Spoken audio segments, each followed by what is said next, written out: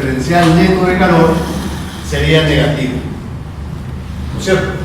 Y cuando el diferencial neto de calor es negativo, N2 es mayor que K. Entonces, a partir de ese momento, N2 es mayor que K. En esta zona de acá, el diferencial neto de calor es negativo y N2 es mayor que el K por N. ¿Está bien? Pero más práctico es considerar un valor promedio de N2. Así, al igual que en la compresión, para cálculos rápidos no utilizamos el valor instantáneo N2, utilizamos el valor promedio. Entonces, en este caso, lo mismo. Vamos a utilizar un valor promedio.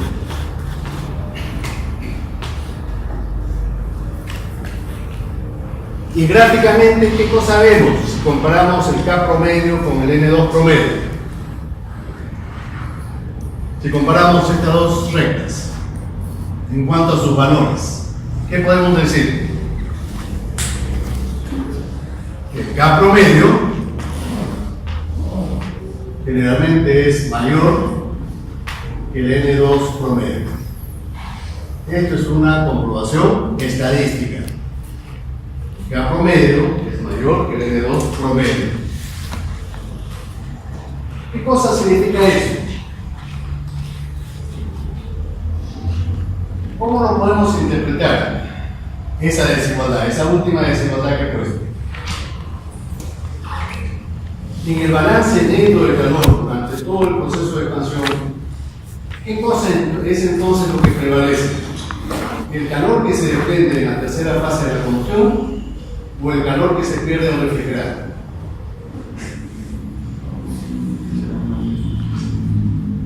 Si al final llegáramos a esa conclusión, que el K promedio es mayor que el N2 promedio,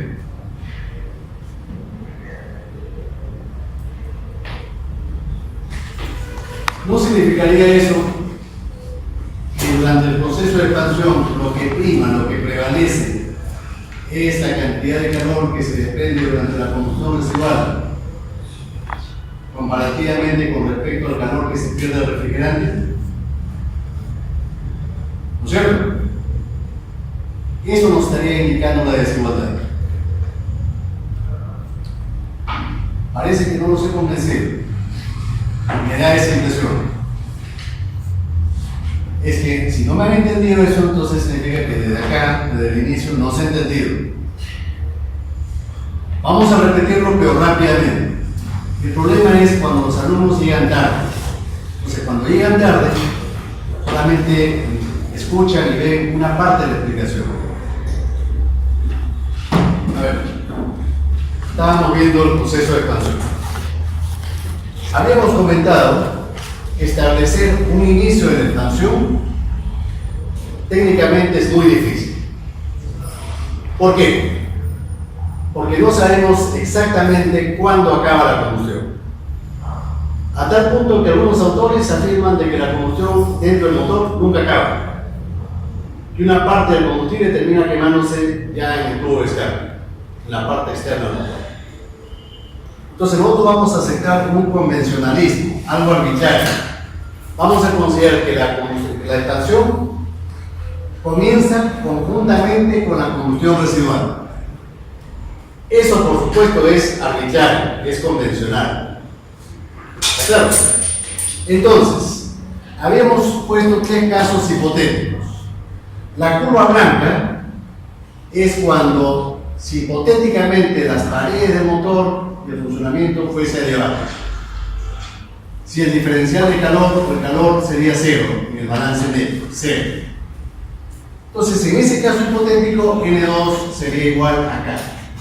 Y el diferencial de calor, cero. Y la curva tendría esta fórmula. P por B a la K sería una constante. Después consideré otro caso, diferente. Si es que la expansión del gas fuese, además de expandirse el gas, lo calentáramos. si es que lo calentaron. Entonces, si pasara eso,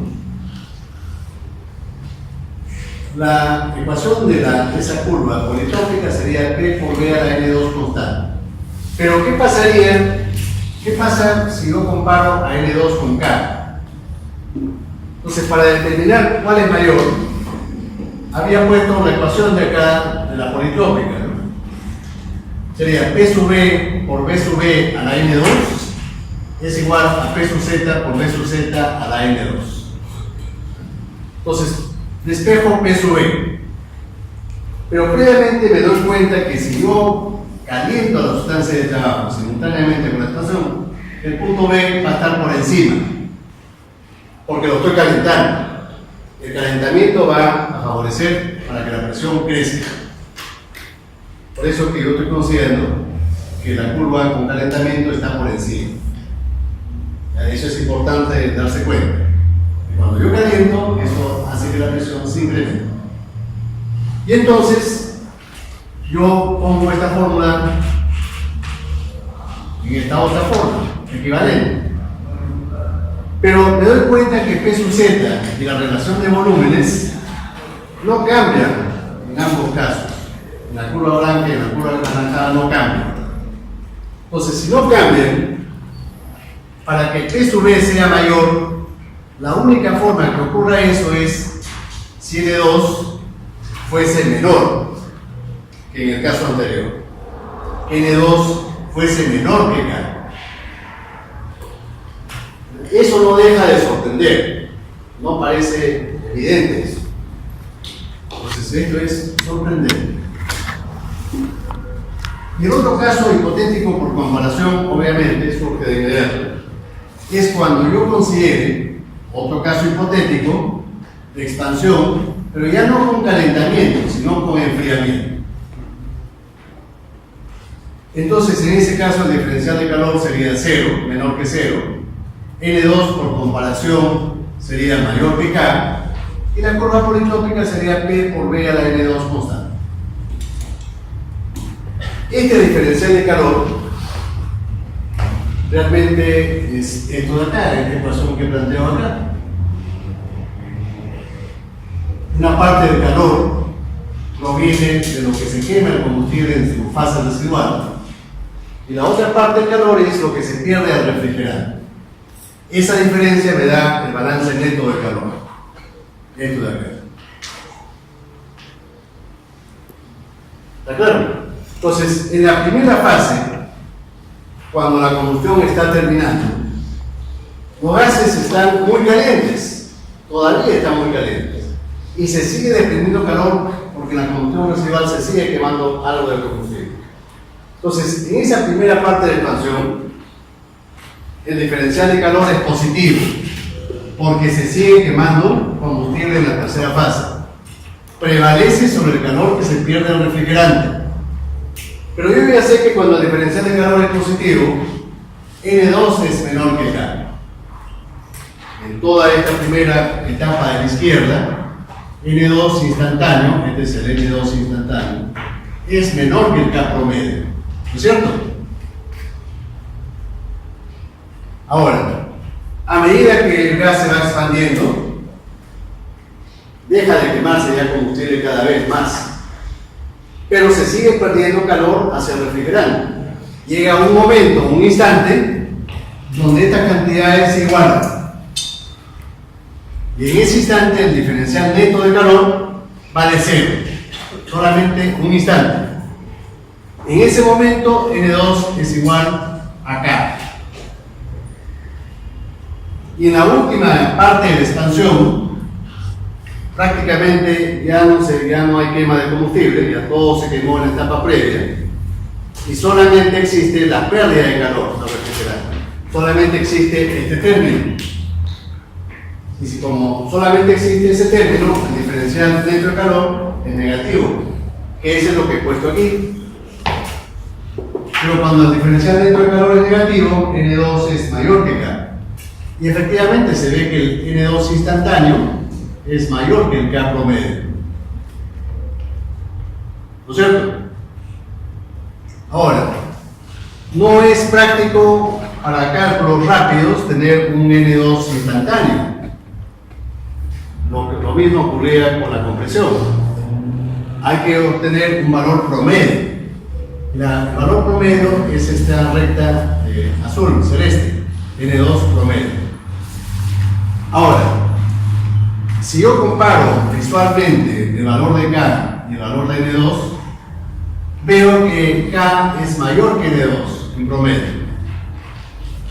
Eso es una constatación experimental, práctica.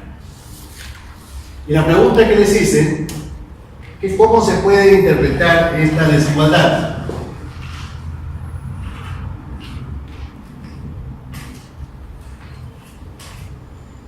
Si el N2 promedio fuese igual a K promedio, ¿qué significaría eso?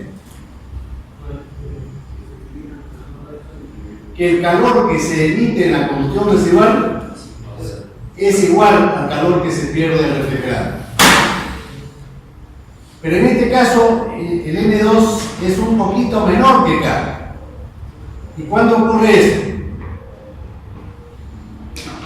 Cuando el calor que se desprende en la combustión residual es ligeramente mayor que el calor que se pierde en el refrigerante.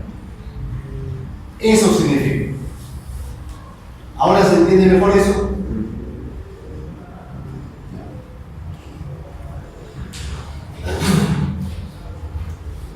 Por supuesto, vamos a resumir esos factores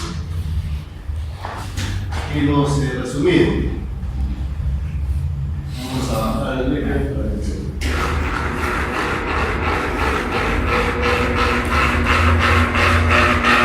Por ejemplo, si se quemara más combustible en la fase residual, entonces, ¿qué influencia tendría esto sobre N2?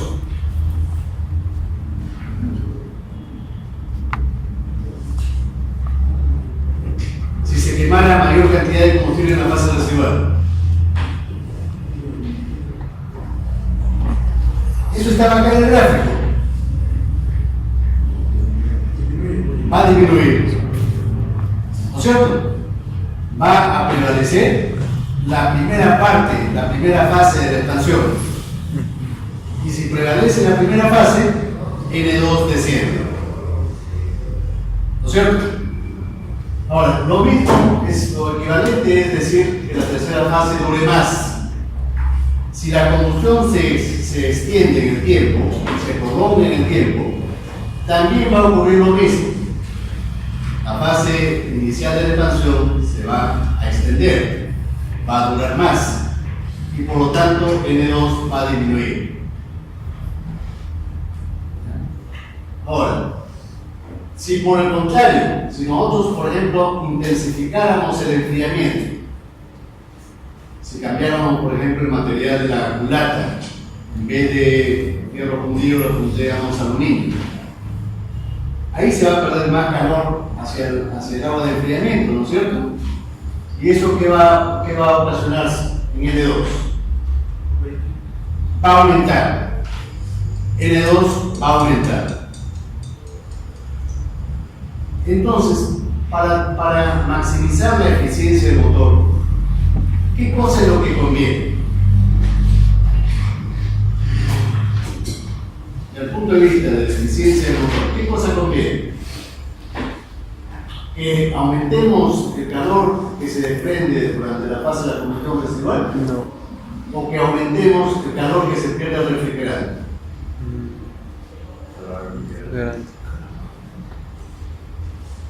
¿O de repente no nos conviene ninguna de las dos? Sí, ¿qué desea, por favor? Eso, ya.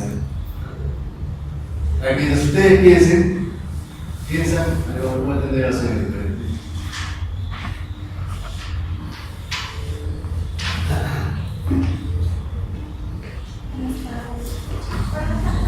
Ya, muchas gracias.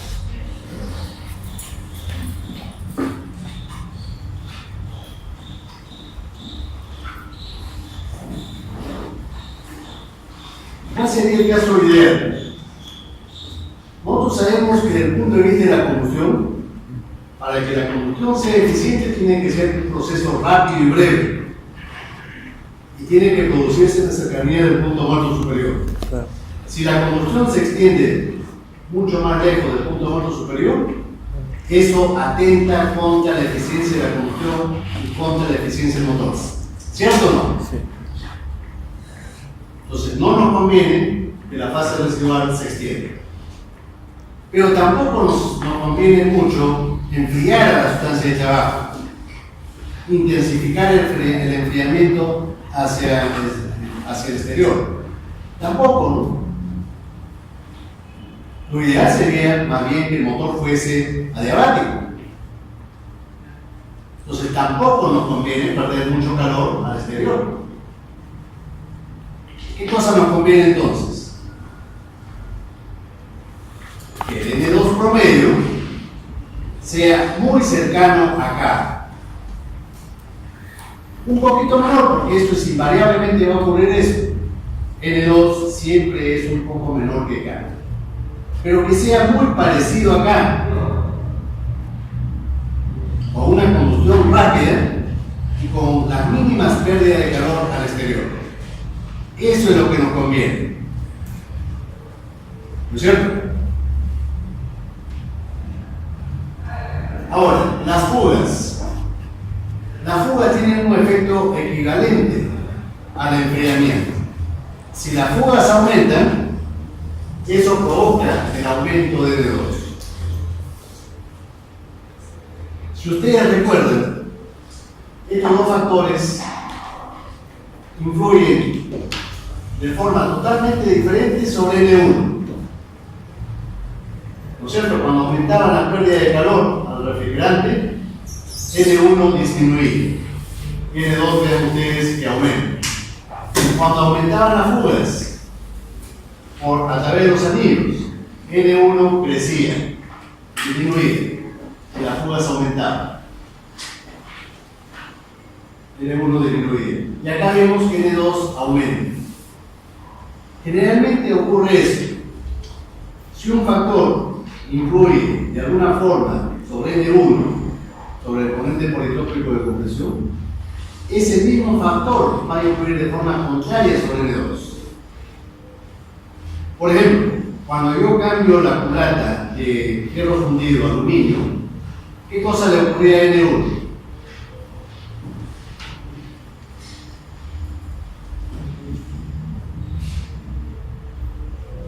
Ya estamos acabando el ciclo ya. ¿Qué cosa le ocurría a N1 cuando cambiábamos la culata de fierro fundido a aluminio? Disminuía. Entonces, sobre N2, ¿qué va a pasar? Va a ser que se incremente. El efecto contrario. Cuando nosotros cambiamos de refrigerante de aire por agua, cuando hacíamos eso, el N1 disminuía. ¿Cuál va a ser la influencia sobre N2? Va a ser que N2 se incremente. ¿Está claro? No mueven la cabeza, nada, no hay ningún gesto. Yo finalmente no voy a entender nunca, no voy a hacer nunca si entendieron o no entendieron. Solamente lo comprendo en el examen, después de corrijo el examen. Ahora, vamos a ver solamente dos factores. ¿Cómo influye la velocidad? ¿Recuerdan ustedes cómo influía la velocidad sobre el exponente politrópico N1?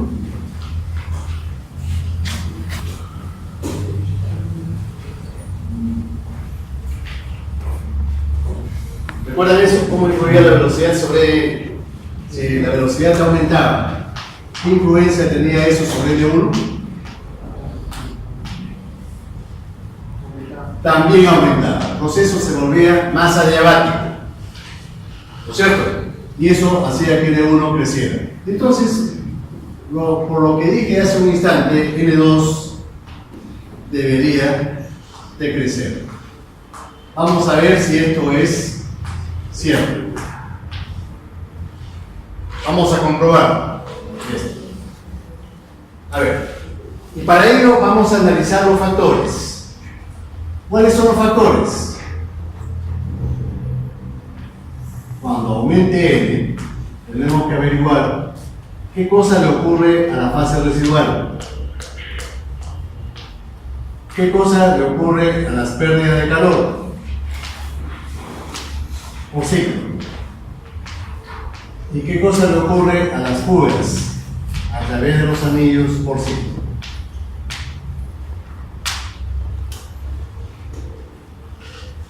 A ver, a la fase residual, ¿se alarga o se acorta la fase residual de la combustión si aumentamos la velocidad? Si la fase residual lo medimos en milisegundos, entonces la fase residual dura menos. Pero acá no es la duración en milisegundos, es en grados. No es cierto que en el diagrama P-Phi, a medida que aumenta la velocidad, el diagrama de combustión tiende a correrse hacia la carrera de expansión y que eso hace imprescindible el uso de mecanismos correctores en el motor de encendido por chispa de un variador de centrífugo que adelante la chispa a medida que el motor aumente su velocidad. Y lo mismo ocurre en los motores diésel. Tiene que haber un mecanismo que adelante la inyección. Eso se hace para corregir en algo el corrimiento que sufre el diagrama P-Phi. Entonces, la tercera fase dura más en grados, un poco más. ¿Y eso cómo influye sobre N2?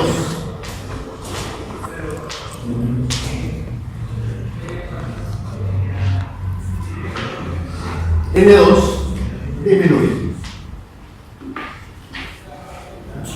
Ahora, cuando aumenta la velocidad, el proceso en general, la pérdida de calor por ciclo disminuye, porque cada vez los ciclos duran menos tiempo, y en cada ciclo se pierde menos calor. Para darnos cuenta, utilizamos el ejemplo nuevamente del inflador de bicicleta. ¿Por qué las paredes del inflador se calientan cuando nosotros activamos el pistón más rápido?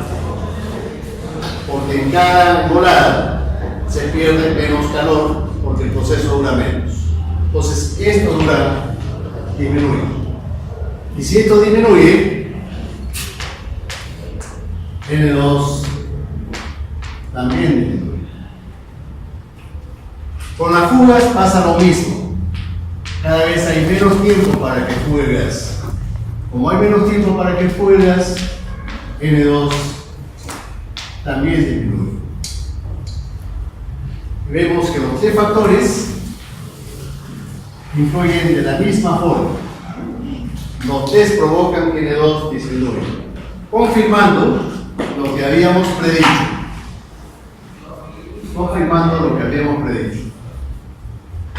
Entonces, esta predicción era correcta.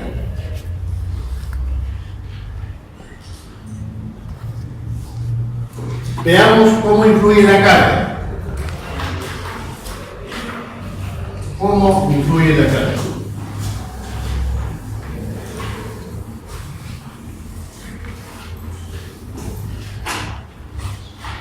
Primeramente en el motor diésel.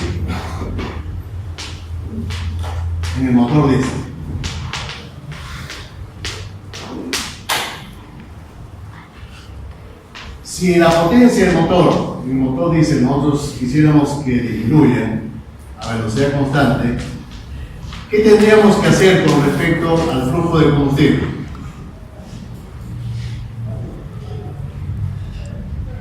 Si quisiéramos que la potencia disminuya, disminuir la cantidad de combustible, ¿no es cierto? Es la forma de regular la carga en el motor diésel. En el motor H es cerrando la mariposa, en el motor diésel es bajando la cantidad de combustible.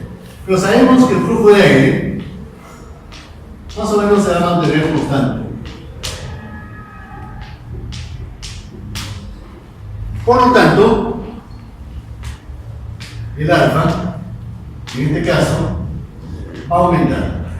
A medida que baje la carga del motor, la potencia, la mezcla se va a ir empobreciendo. La mezcla se va a empobrecer. Y si la mezcla se empobrece, porque la cantidad de combustible cada vez es menor, ¿qué le va a pasar a la tercera fase de la combustión?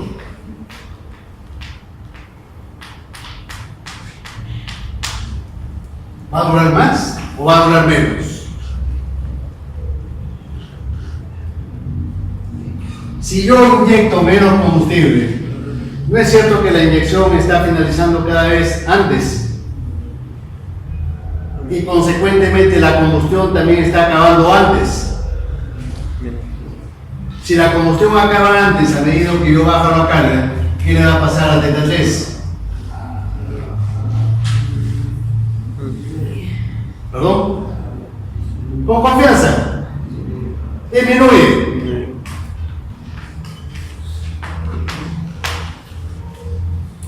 La combustión en su conjunto cada vez va a durar menos, incluyendo la fase residual. ¿Está claro? Entonces, si θ 3 disminuye, ¿cómo influye esto sobre M2?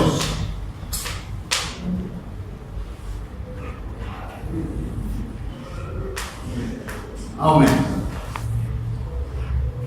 Cuando baja la carga del motor, voy a dibujarlo acá. Cuando baja la carga del motor de derecha a izquierda, N2 aumenta.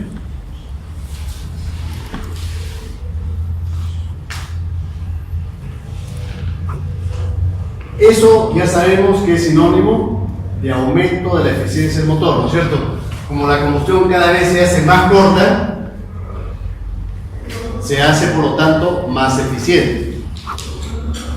Entonces, el hecho de que la combustión sea más corta y dure menos, también significa que la eficiencia del motor va a aumentar. Ya sabemos que eso ocurre porque la mezcla se está empobreciendo. Y la mezcla pobre es garantía de combustión más completa. ¿No es cierto? Se quema mejor, más completamente el combustible. Baja la potencia, pero la eficiencia mejora. Ahora, en el motor Eche, ¿qué cosa pasa?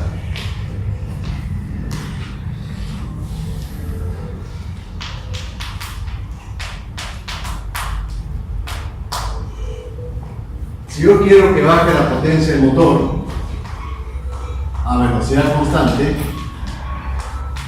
esto significa que tanto el aire como el combustible, es decir, la mezcla,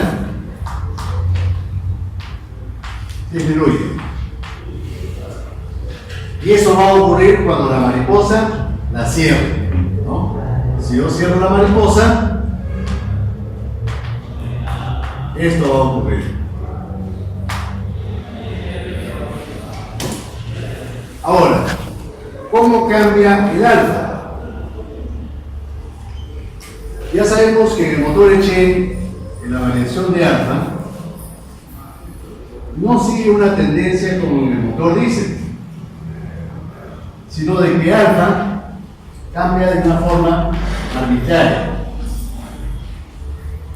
Y cambia porque el fabricante ha hecho de que su sistema de alimentación, el carburador, tenga una serie de mecanismos que corrige el alfa.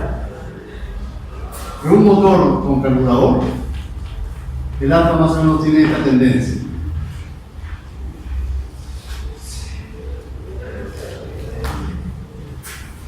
Para cargas altas, la mezcla es ligeramente rica, alfa menor que la unidad.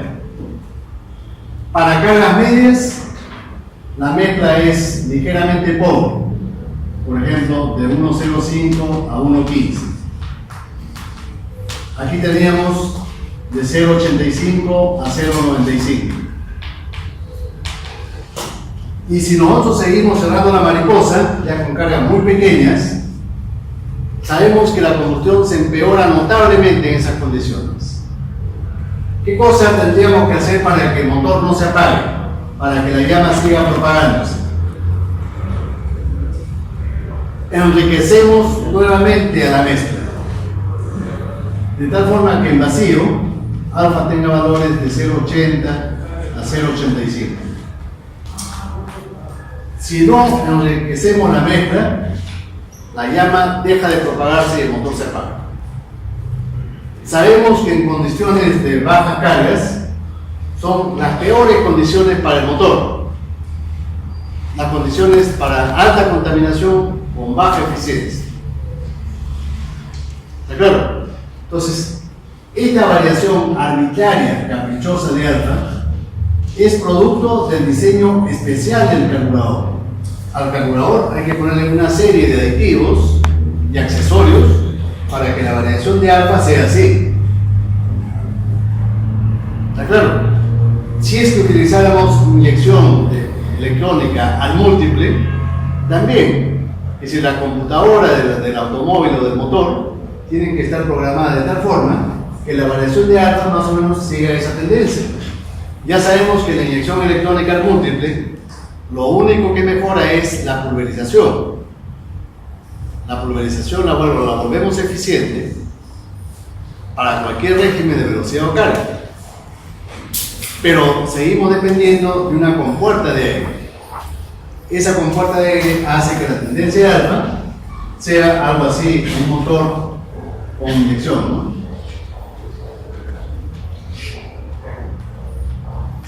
Mucha línea punteada. La suaviza la curva, pero sigue teniendo la misma tendencia. ¿Sí? Y entonces, hay varios factores que influyen sobre la expansión. Tenemos la variación de alfa. Alfa varía en forma irregular, como acabamos de ver. Esta es la variación de alfa. Tenemos que el coeficiente de gases residuales también cambia de una forma tal como la estoy dibujando, es decir, gamma R, gamma R. Y el otro factor que influye sobre la expansión es el ángulo de adelanto de la inyección. Sabemos que cuando nosotros disminuimos la carga hay un mecanismo de vacío, un regulador de vacío. Ese regulador de vacío hace que a medida que cerramos la mariposa, el ángulo de adelanto del encendido sea más grande. Todos estos factores hacen impredecible,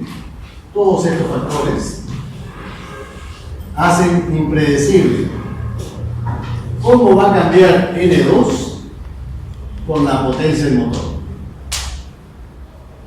Y vamos a ver en el libro de Foback, por ejemplo, que esa tendencia es así.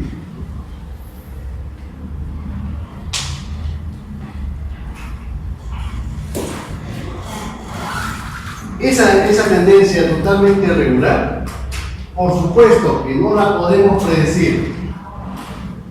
Ninguna fórmula analítica, ni siquiera un programa de cálculo puede predecir esa forma de N2. Solamente a través de un trabajo experimental podemos llegar a esa conclusión. Que N2 tiene esa variación totalmente irregular. ¿Y por qué es irregular? Porque muchos factores influyen sobre los gases que están dentro del cilindro durante la expansión. Hacen que la combustión se acelere o se vuelva más lenta. Hacen que la combustión sea más larga o más corta. Y dependiendo de eso, va a influir sobre la duración de la fase residual. Y la fase residual tiene una influencia notoria sobre N2.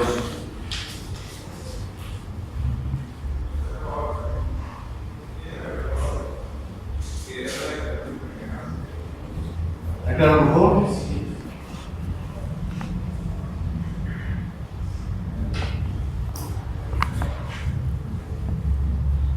El proceso de escape.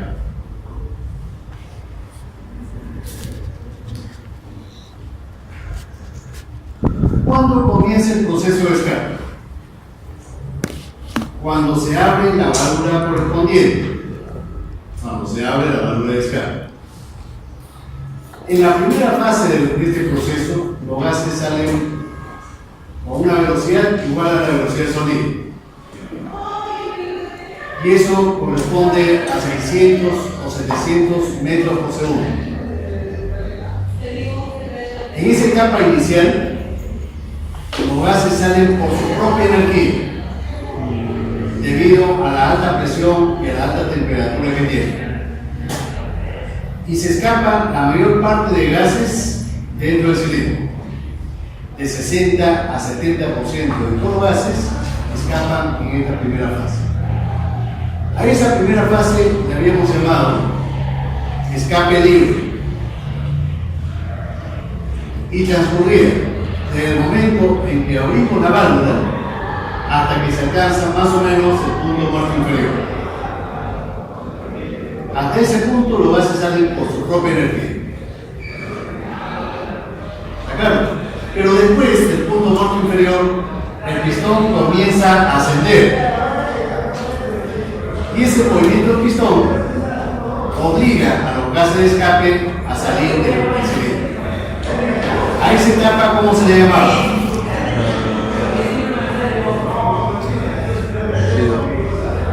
Si a la primera parte se le llama escape libre, ¿cómo se le llamará a esa segunda parte? Forzado. Escape forzado. Pero en ese escape forzado ya la velocidad baja significativamente. La velocidad se vuelve subsónica. Baja de 200 a 250 metros por segundo la velocidad. Es una fase silenciosa. ¿Alguien puede cerrar la puerta, por favor?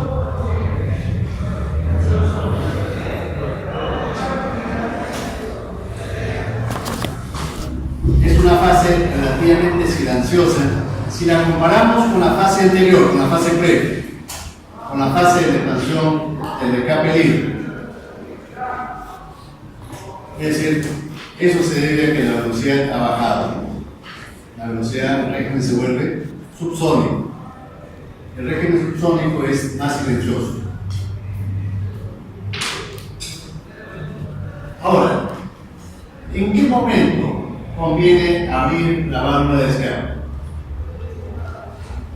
Si nosotros suponemos que este es el punto óptimo, el punto L es el punto óptimo de abrir la válvula de escape, veremos que este proceso transcurre de la forma L, P y así en adelante con la curva roja.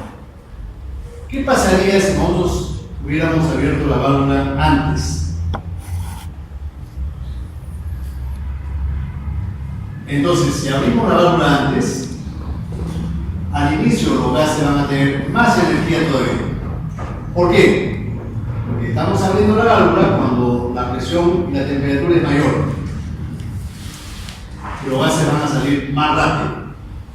Pero estaríamos perdiendo así trabajo de expansión, que podríamos haberlo aprovechado, permitiendo que el pistón se expanda más, estando la válvula cerrada. Eso es negativo, ¿no? Un aspecto negativo. Estamos perdiendo trabajo de expansión si es que hubiéramos abierto la válvula antes. Pero ¿qué cosa ganamos en compensación? Que en la etapa de la expansión forzada, ya como el cilindro está más desalojado, mejor desalojado, hay menos gases presentes, entonces va a haber menor oposición al movimiento del pistón. Y vamos a tener que invertir menos trabajo para forzar a los gases a salir. Y esto lo podemos ver ahorita, en este momento, ¿no?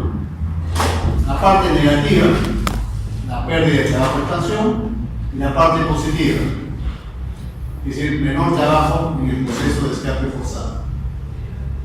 ¿Qué pasa si hubiéramos nosotros abierto la válvula un poco tarde? Hubiéramos ganado trabajo de expansión, pero eso impide el desalojo efectivo de los gases dentro del cilindro. Y entonces los gases, durante la expansión forzada, van a estar más acumulados dentro del cilindro y van a ofrecer más resistencia al movimiento del pistón. Entonces en el escape forzado vamos a tener que realizar más trabajo. Esa es la parte negativa. Entonces el momento que optimizan esas ganancias y pérdidas son en el punto E. Ese momento de apertura de la válvula se logra, se consigue solamente en forma experimental. El momento en que se abre y se cierra la válvula solamente responde a un trabajo experimental. Nosotros podríamos predecirlo utilizando programas de cálculo, programas analíticos, programas de computadora, modelación matemática. Pero finalmente vamos a tener que comprobarlo experimentalmente. El trabajo de modelación matemática facilita todo. Nos va a ahorrar dinero y tiempo. Pero eso no nos evita que tengamos que definir este momento, este ángulo, solamente con un trabajo experimental. También se muestran los valores de P sub E y P sub E en esta tabla, ¿no? Esto lo he sacado yo de Howard y lo pueden comprobar. Efectivamente son así. Una pregunta. ¿Por qué en el caso de los motores H los valores de P sub E y P sub E son mayores que en el caso del motor diésel?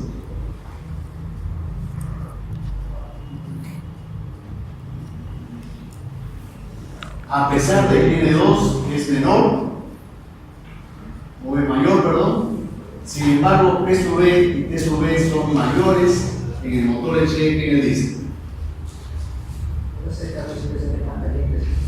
Más calientes.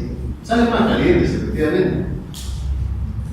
Los gases en el motor H salen más calientes. Una comprobación es eso, ¿no? T sub E está de 1200 a 1500. ¿Por qué salen más calientes los gases y a más presión? ¿Tendrá que ver algo con la relación de compresión, con épsilon? Debido a que la expansión es más larga, más prolongada. ¿Sí, no? Si nosotros quisiéramos calcular P sub E, P sub E no sería igual a P sub Z sobre delta a la N2, y también T sub E sería igual a T sub Z sobre delta a la N2 menos 1, y sabemos que delta es igual a epsilon sobre rho. Como rho es cercano a 1, entonces delta es muy próximo a epsilon. Un poquito menor, pero muy próximo a epsilon. Ahora, en los motores diésel, epsilon es mucho mayor que en los motores H. Por eso que tanto P sub E como T sub E del motor H son mayores, puesto que epsilon son menores. En otras palabras, en el motor diésel la expansión es más larga, más prolongada, el gas se enfría más. En los motores diésel la expansión es más prolongada, los gases se enfrían más. Esa es la razón.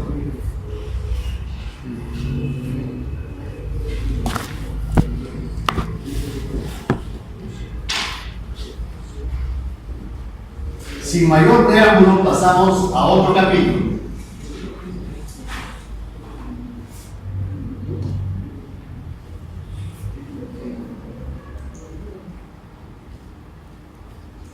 Si hubiese alguna pregunta, por favor, pueden formular. Ahora, para el usuario y para los ingenieros, finalmente lo que nos interesa, además de optimizar y de conocer los parámetros de cada proceso en particular, más nos interesa saber y evaluar a todo el ciclo globalmente. Conocer los parámetros globales del motor. Eso es lo que nos interesa como usuarios o como ingenieros. Bueno, para evaluar el motor existen dos tipos de parámetros. los parámetros indicados y los parámetros efectivos. Los indicados es lo que obtenemos sin considerar las pérdidas mecánicas. Ya ustedes a estas alturas seguramente tienen noción de qué cosas son pérdidas mecánicas. Es decir, las pérdidas por rozamiento, las pérdidas por intercambio de gases y las pérdidas por el accionamiento de los sistemas y mecanismos auxiliares. Ya sabemos que intercambio de gases es el nombre conjunto de los procesos de admisión y escape. ¿No es cierto? Hay que realizar trabajo, gastar trabajo para que se pueda producir la admisión y el escape. Entonces, también a eso se considera pérdida mecánica. Y para el accionamiento de los sistemas y mecanismos auxiliares, sabemos que estos sistemas y mecanismos son, por ejemplo, la bomba de agua, la bomba de aceite, el ventilador del sistema de enfriamiento, el distribuidor eléctrico en los motores Eche, la bomba de inyección en el motor diésel, ¿no? Todos aquellos mecanismos y sistemas que son imprescindibles para el funcionamiento del motor. Entonces, ¿cómo lo podríamos definir entonces a los parámetros indicados? Vamos a definirlo de la siguiente forma. Son aquellos parámetros que denotan,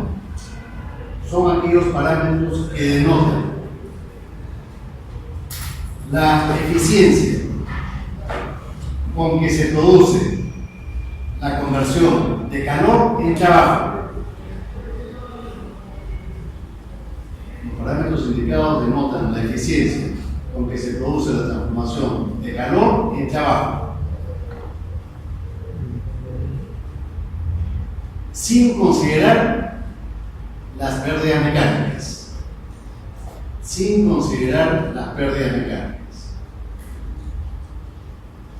Es decir, lo que ocurre dentro del cilindro del motor. Es decir, considerando solamente lo que ocurre dentro del cilindro del motor. No considerando la fricción, no considerando los mecanismos auxiliares, tampoco considerando la admisión y el escape. ¿Por qué se le llama parámetros indicados? Porque todos o la gran mayoría de estos parámetros se obtenían a partir de un pequeño diagrama llamado diagrama indicado. Antiguamente, muchas máquinas térmicas, para obtener cómo se producía su ciclo de trabajo, era a partir de un instrumento llamado indicador de diagramas, que seguramente ustedes todavía lo han visto acá en el laboratorio 5 cuando han hecho la experiencia del compresor de aire de 2 etapas. Ustedes obtienen un pequeño voucher, un papelito, donde está dibujado el diagrama P, presión-volumen. Bueno, con los motores también existían estos indicadores de diagrama. Eran mecanismos algo parecido a lo que se muestra en el.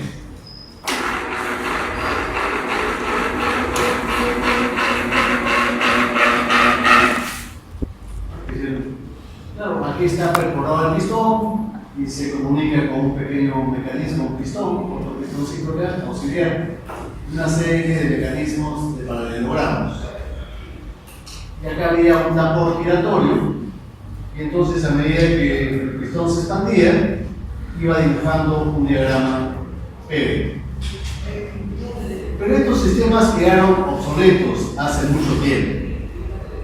Una de las razones es porque se pierde o hay distorsiones por el rozamiento, además del desgaste que sufren estos elementos mecánicos que están en movimiento entre sí. En la actualidad, hay otra forma mucho más eficiente y rápida de obtener diagramas indicados. ¿Cómo son? Son sistemas con instrumentación electrónica, digital. Para ello, se cuentan con una serie de sensores, por lo menos 2 sensores. un sensor que me capte la presión dentro del cilindro, un sensor que se ubique en la culata, y un sensor que me determina la ubicación del punto muerto superior. El tercer parámetro es el tiempo. Pero el tiempo, como ya hice un comentario en alguna clase pasada, por defecto, todas las computadoras tienen un timer, un termómetro, un reloj.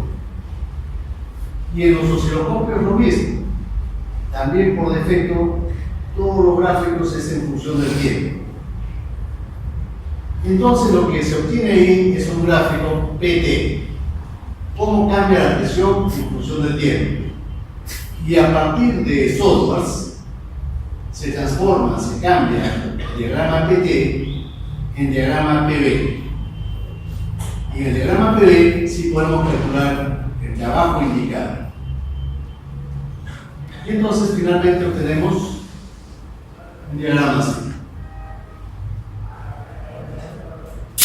En este diagrama vean ustedes que hay dos partes. La parte roja, que lo he pintado yo de rojo, y la parte celeste. La parte celeste es el trabajo que se invierte en desarrollar los procesos de admisión y escape.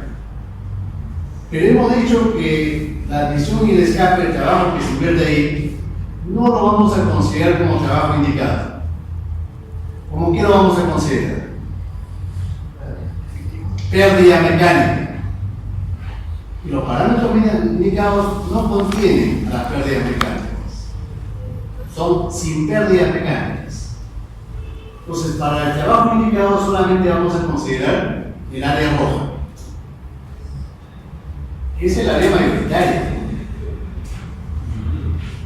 Es el área mayoritaria. Y entonces vean ustedes que yo he superpuesto a este diagrama un rectángulo que tiene la misma base, P sub H.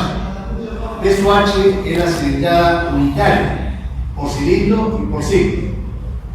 Entonces, ese rectángulo tiene la misma base, P sub H. Y la altura de este rectángulo es obtenida a partir de la premisa de que el área de ambas figuras geométricas sea igual. El área del rectángulo con el área roja indicada. Con esa premisa obtenemos la altura de ese rectángulo, P sub I.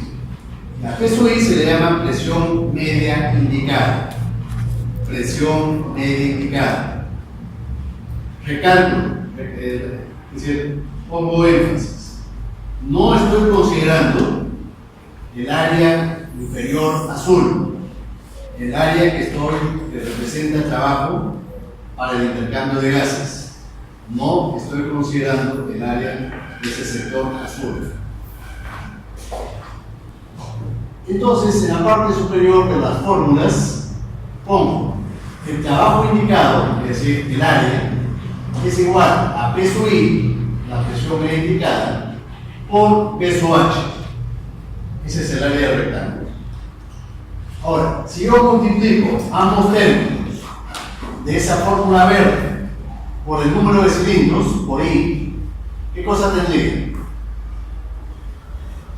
Por el lado izquierdo tendría el trabajo indicado total de todo el motor por ciclo. Y en el lado derecho tendría P sub I por B sub H por I. ¿Qué cosa es B sub H minúscula por I?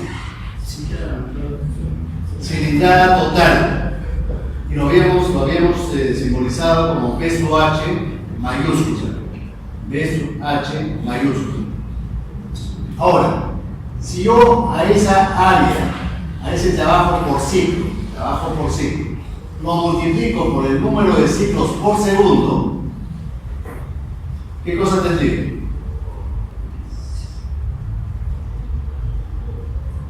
El trabajo por ciclo en qué unidades se expresa. Kilojoules por ciclo, ¿cierto o no? Trabajo por ciclo del motor. Y el número de ciclos por segundo, dimensionalmente es 1 sobre segundo, ¿no es cierto? ciclos por segundo. Si yo multiplico esos dos términos, ¿qué me sale? Kilojoules por segundo. ¿Qué cosa es kilojoules por segundo dimensionalmente? Potencia. Por lo tanto, ¿qué cosa es esto? Potencia indicada del motor.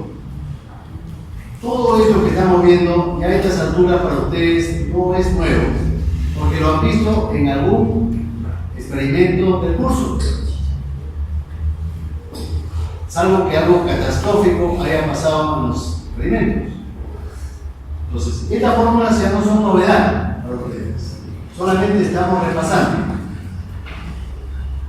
Entonces, sería la potencia en kilowatts del motor, potencia indicada. En esta fórmula, P sub I lo puedo expresar en megapascales y B sub H en litros, para comodidad del usuario.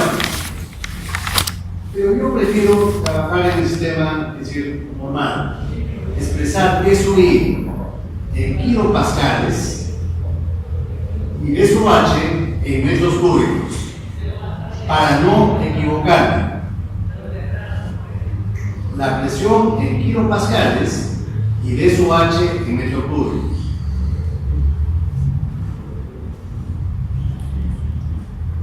Ahora, la potencia indicada también por la fórmula de física, sabemos que para una máquina rotativa es momento indicado por la velocidad angular. La velocidad angular para cualquier motor es 2 por pi por n sobre cc, sea un motor de 4 tiempos o de 2 tiempos, de la misma forma. En cambio, en el caso anterior, si el motor hubiese sido de 2 tiempos, sería solamente n sobre cc, si fuese de 2 tiempos. En cambio, la velocidad angular siempre es igual. El momento indicado en esta fórmula tendría que estar en kilonewton por metro, a pesar de que los fabricantes proporcionan el dato del momento en newton por metro. Si fuese así, habría que dividirlo entre 1000, ¿no? Si utilizáramos el torque, el momento indicado, en newton por metro, entonces habría que dividirlo entre 1000 para obtener la potencia en kilowatts. ¿Cierto? Ahora, si yo comparo estas dos fórmulas, la amarilla con la anaranjada, ¿a qué conclusión llego?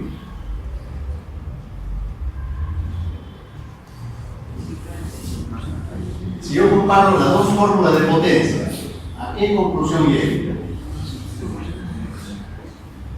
Aquí he puesto una supuesta conclusión, pero esta conclusión es evidente. Ahí hay un error, ¿no? Esa no era la conclusión que yo quería llegar. Ahí pongo que el momento indicado es proporcional a la potencia indicada. Pero eso es evidente, ¿no? De esta fórmula de acá es evidente. Y no era la fórmula, no era la proporcionalidad que yo quería llegar. ¿A qué proporcionalidad quería llegar yo? Que el momento indicado es proporcional a la presión media indicada. A esa conclusión quería llegar, que el momento indicado es proporcional a la presión media indicada. ¿Qué cosa significa que sean proporcionales? Que tienen la misma tendencia gráfica. Si una curva es cóncava hacia abajo, la otra también es cóncava hacia abajo. En el punto donde se alcanza el máximo valor de un parámetro, en ese mismo punto se alcanza el máximo del otro parámetro. ¿Se entiende eso, por favor?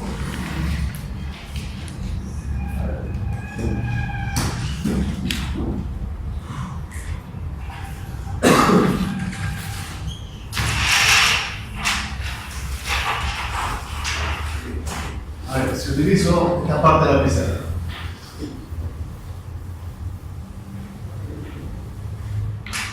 Si, por ejemplo, yo tuviese la curva del momento indicado en función de ella y supiese que la tendencia de esta curva es esta, La curva sería esto,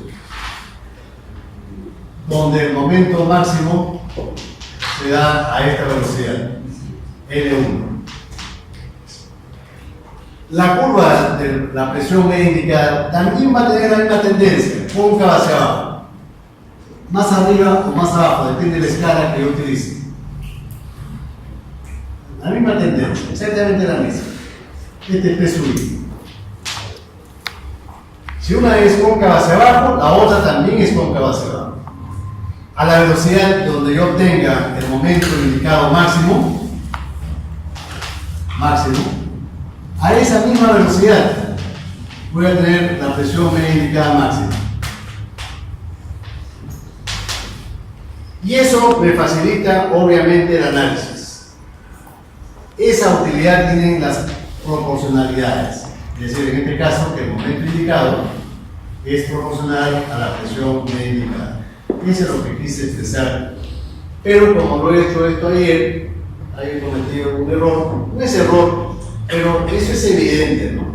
Eso es irrelevante lo que he puesto ahí.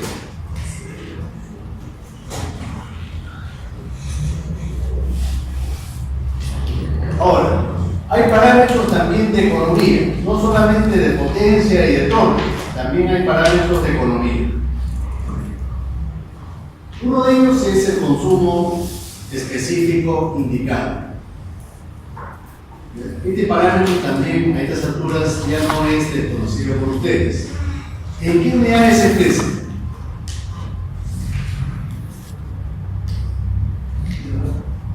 En gramos por kilowatt-hora. Gramos por kilowatt-hora. ¿Saben cuántos gramos de combustible estamos usando para producir un kilowatt-hora de energía? El kilowatt-hora es una unidad de energía. Un kilowatt-hora equivale a 3.600 kilojoules. Un kilowatt-hora equivale a 3.600 kilojoules de energía. Para que tengan una idea, cuando nosotros pagamos la tarifa eléctrica domiciliaria, en el medidor salen cuántos kilowatt-hora hemos consumido en un mes. Y cada kilowatt-hora eléctrico doméstico tiene un precio. Por ejemplo, 50 céntimos. Y entonces, multiplicando los 50 céntimos por los kilowatt-hora consumidos, nos sale el costo total que tenemos que pagar al mes. En el motor hay algo equivalente. ¿Cuántos gramos gastamos de combustible para producir un kilowatt-hora de energía? Esos gramos también los podemos convertir a soles o dólares, porque sabemos cuánto cuesta el galón de gasolina o de petróleo y sabemos cuánto pesa un galón de combustible, ¿no es cierto? Entonces es fácil saber cuánto cuesta esos gramos de combustible que estamos utilizando para producir un kilowatt-hora de energía.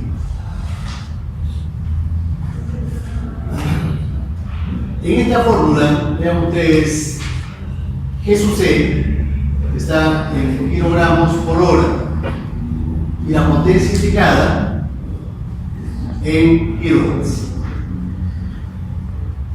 Acá lo multiplicamos por 6 al cubo para convertir este G sub C a gramos por hora.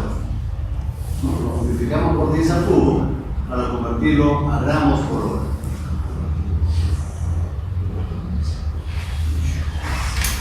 Ahora, si yo comparo estas dos fórmulas, ¿de dónde han salido estas fórmulas? La primera, ¿de dónde ha salido? ¿No es una transformación de esta última? Si yo paso la potencia indicada al miembro al lado izquierdo, pasa multiplicando, ¿no es cierto?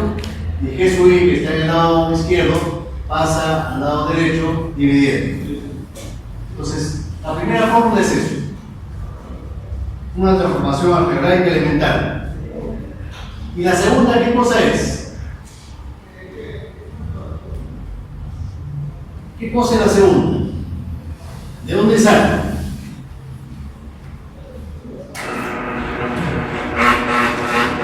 La segunda fórmula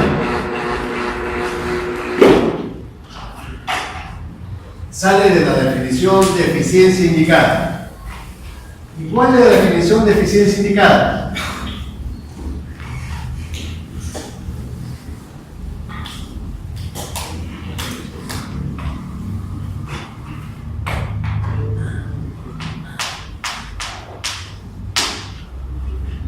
La potencia útil en este caso, con respecto a la potencia térmica que estoy utilizando.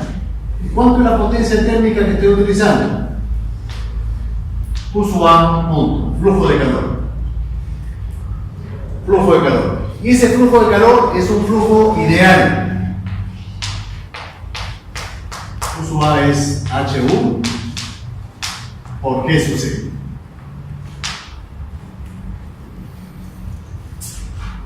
¿Está claro? Ahora, si NI está en kilowatts, si HU estuviese en kilojoules por kilogramo y G sub C estuviese en kilogramos por segundo, obviamente la eficiencia indicada sería y es adimensional. No habría ningún factor de conversión ahí, no habría necesidad de ningún factor. Pero como generalmente HU se da no en kilojoules por kilogramo, sino en qué unidades se da, en megajoules por kilogramo.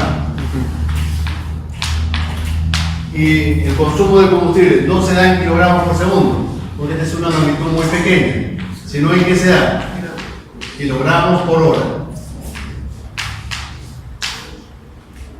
Entonces hay necesidad de un factor de conversión. ¿Ese factor cuánto vale? 3,6. ¿Está claro? Y entonces, combinando esas dos relaciones, ¿qué cosa obtengo? Que G sub I es igual a 3600 sobre HU por DKI, estando HU en megajoules por kilogramo. ¿Vale? Y saco yo también una proporcionalidad. G sub I es inversamente proporcional a eta I. Si el consumo específico aumenta, eso significa que la eficiencia indicada está disminuyendo. ¿No es cierto? Si el consumo específico de combustible aumenta, eso es porque la eficiencia indicada está disminuyendo. Y viceversa. Viceversa también se cumple, por supuesto. Ahora, la fórmula verde, la grande, que está en segundo lugar, ¿qué cosa es? Nuevamente hago uso de esta relación. Hago uso de esa relación. ¿Y qué cosa obtengo?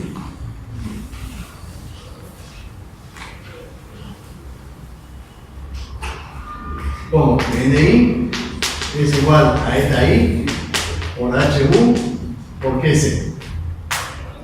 No le pongo ningún factor de conversión para no complicarme la vida. No le pongo el 3,6. Y entonces, ¿qué cosa hago acá?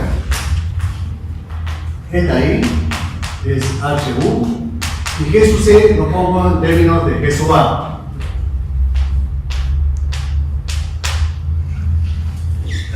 Y G sub A, en función de qué lo pongo.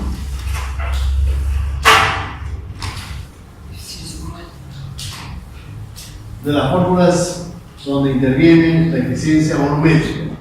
G sub A es igual a eta B por B sub H por N sobre 120 por Rho sub K. ¿Cierto o no?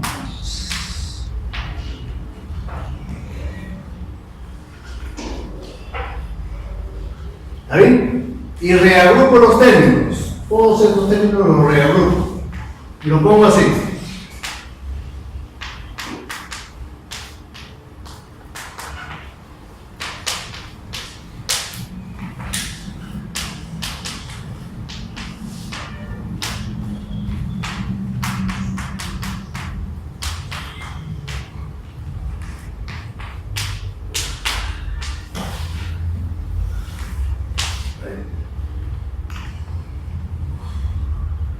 En esta fórmula, para no complicarme también la vida, P sub H lo pongo en metros cúbicos. N en RPM, por supuesto. HU en qué unidades? En kilojoules por kilogramo. Obviamente que Rho sub K está en kilogramos por metro cúbico. Y todo me sale en kilowatts. Ahora, si comparo esta fórmula con una que puse anteriormente, que me indicaba que NI era igual a P sub I por B sub H por N sobre 120. Si yo comparo esta fórmula con esta otra, ¿a qué conclusión llego? ¿No es cierto, acaso, de que lo que está entre corchetes, qué cosa sería? La presión media indicada, efectivamente. Si P sub I sería igual a HU sobre L0 por NI eta I sobre alfa por eta B por Rho sub K.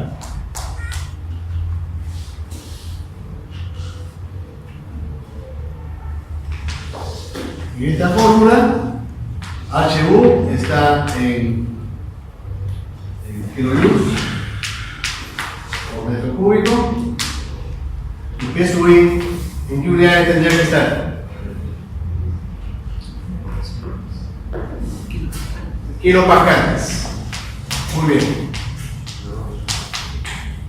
Y por kilogramo. ¿Perdón? Kilojoules por kilogramo. Kilojoules por kilogramo, perdón. Kilojoules por kilogramo. Muy bien. Muy bien. Y Rho sub K en kilogramos por metro cúbico.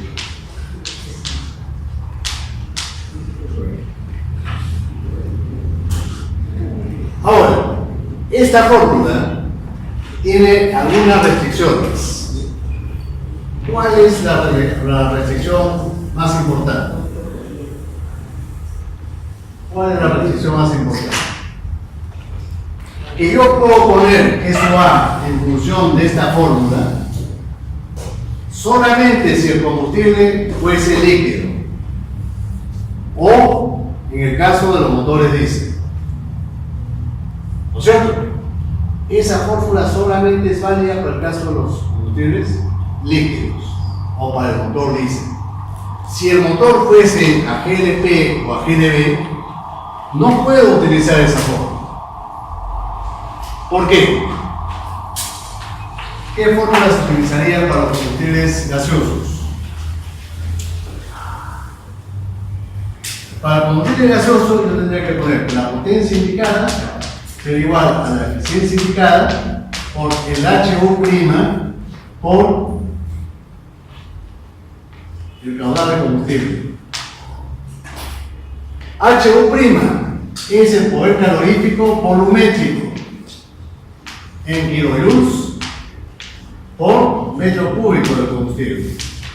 Cuando yo compro GNB, no me lo venden por galones, no me lo venden al peso, me venden metros cúbicos de GNB.